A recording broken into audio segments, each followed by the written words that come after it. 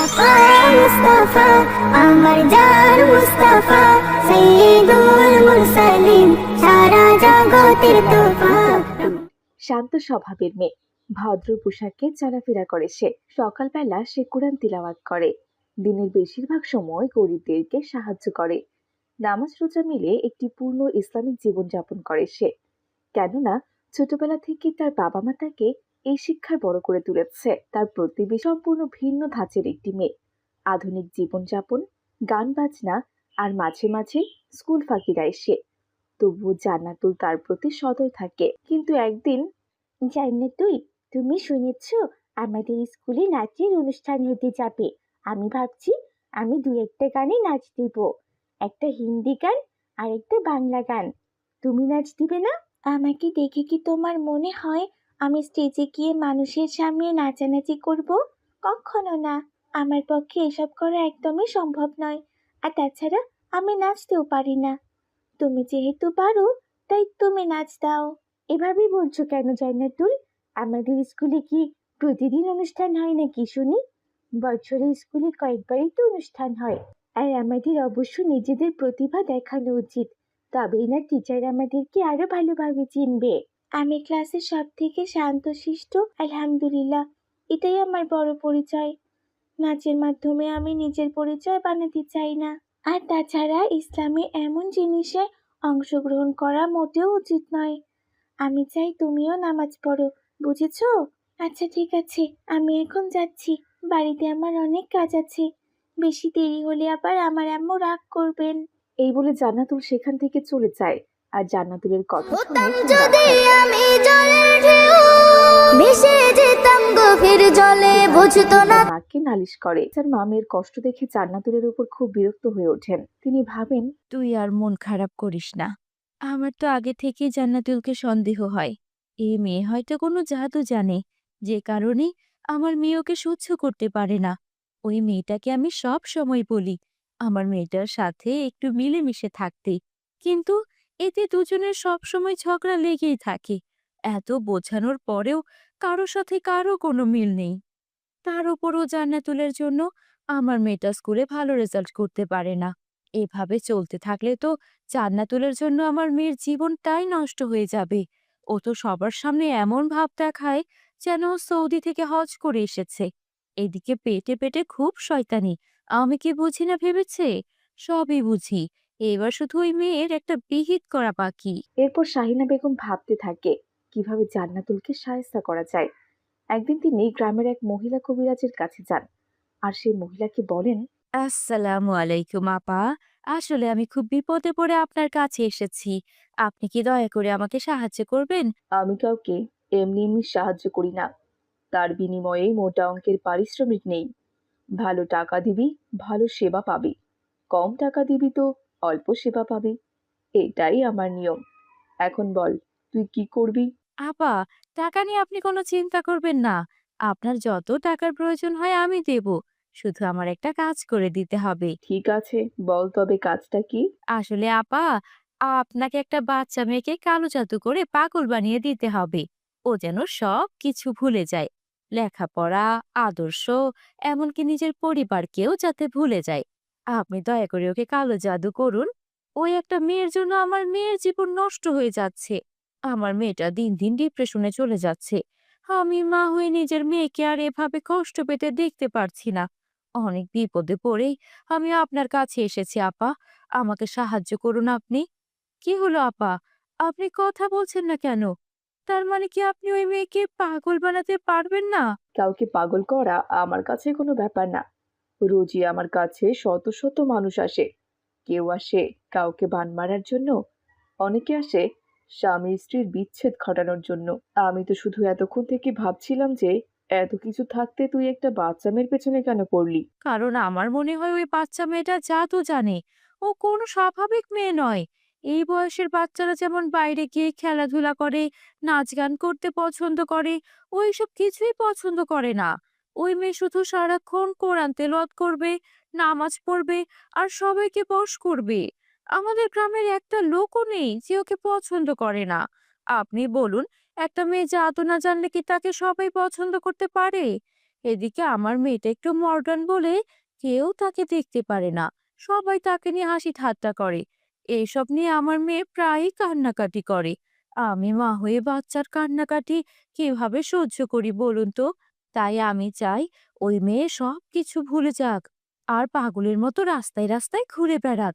যখন সবাই ওকে দেখে হাসি ঠাট্টা করবে, তখন ওর বাবা মা বুঝবে আমার মনে কত কষ্ট জমে আছে। বুঝতে পেরেছি। ঠিক আছে, তাহলে আমি আজকে ওই মেয়েটাকে কালো জাদু করব, আর মেয়েটা কিছুদিনের মধ্যেই পাগল হয়ে যাবে। তার বিনিময়ে তুই আমাকে 5,005 টাকা দিয়ে যাবি, আর মেয়েটার নাম বলে যা। মেয়েটার নাম জান্নাতুল। আর আপনি একদম চিন্তা করবেন না আপা, টাকা আমি সাথে করে নিয়ে এসেছি, এই যে নিন। এরপর শাহিনা বেগম টাকা দিয়ে জান্নাতুলের নাম লিখিয়ে ফিরে আসে।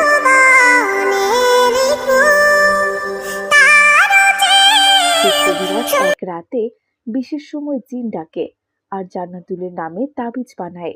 আমার প্রিয় জিন, তুমি কি আমার কথা শুনতে পাচ্ছ?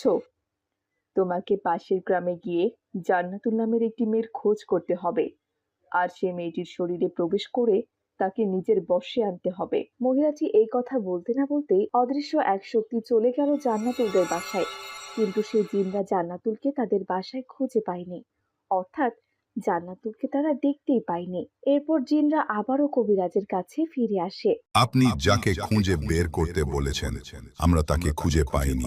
আমার মনে হয় না ওই বাড়িতে কোনো মেয়ে ছিল, থাকলে তো আমরা অবশ্যই তাকে দেখতে পেতাম। কেন? এমনটা আবার কেন হচ্ছে? তুমি তাকে আবার খোঁজার চেষ্টা করো এবং কষ্ট দাও তাকে।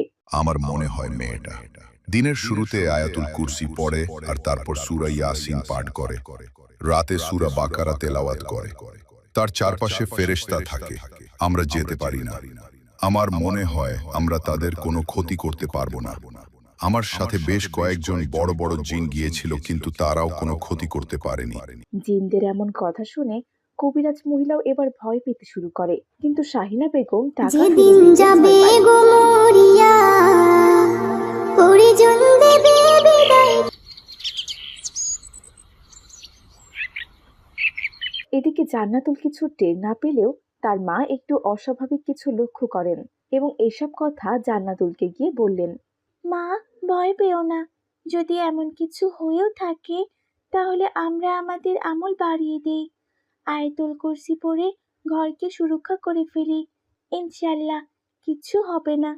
আর তাছাড়া তুমি কি ভুলে গেছো, সূরা ইয়াসিনের একটি বিশেষ আয়াত রয়েছে যেটি নিয়ে অনেক ইসলামিক পণ্ডিত এবং হাদিস বিশারদগণ বলেছেন যে এটি পড়লে জিন বা দুষ্টু আত্মারা মানুষকে দেখতে পায় না বা ক্ষতি করতে পারে না।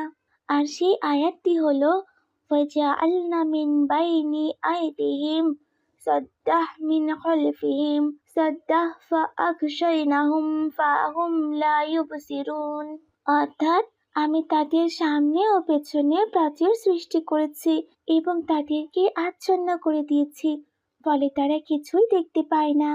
অনেক অলিরা এই আয়াতটি দোয়া হিসেবে ব্যবহার করতেন অদৃশ্য বা আত্মরক্ষার উদ্দেশ্যে। কেউ যদি জিন জাতির ক্ষতি থেকে রক্ষা পেতে চায় তবে ঈমান ও তাকওয়ার সাথে এই আয়াতটি পড়ে আল্লাহ তাআলার কাছে সাহায্য চাইতে পারে। জান্নাতুলের এসব কথায় তার মা কিছুটা শান্ত হলেও তার তুমি মনে হলো তুমি পর্দা করো পররে হিজাব, নইলে তোমার কবরে হবে ভয়। জান্নাতুলের বাবা বাড়িতে ফিরলে জান্নাতুলের মা সবকিছু খুলে বলে। এরপর আব্দুল্লাহ এসব বিষয়ে পুলিশকে জানায়, আর পুলিশ এ ব্যাপারে তদন্ত করতে থাকে। হঠাৎই এক সূত্রে জানতে পারে ওই কবিরাজ মহিলার বাড়িতে অবৈধভাবে ব্ল্যাক ম্যাজিকের কাজ হচ্ছে। তারা হানা দেয় এবং সেখান থেকে অনেক নাম তালিকা পায়, যার একটিতে লেখা জান্নাতুল আক্তার। পুলিশ বুঝতে পারে জান্নাতুলের বাবা সঠিক ছিল, আর সাথে সাথে সে মহিলাটিকে থানায় নিয়ে যাওয়া হয়। এরপর পুলিশ জান্নাতুলদের বাড়িতে গিয়ে বিস্তারিত জিজ্ঞেস করে। তুমি কারো সঙ্গে শত্রুতা করেছো বা কারো সাথে কখনো ঝগড়া করেছিলে? না স্যার, আমার কারোর সাথে কোনো ঝগড়া হয়নি, আর কারোর সাথে আমি ঝগড়া করেছি বলে আমার মনেও পড়ে না। তাহলে হয়তো তোমাকে কেউ ভীষণভাবে অপছন্দ করে আর তোমার ক্ষতি করতে চায়, তার জন্যই ওই মহিলার দ্বারাই তোমার ক্ষতি করতে চাইছিল।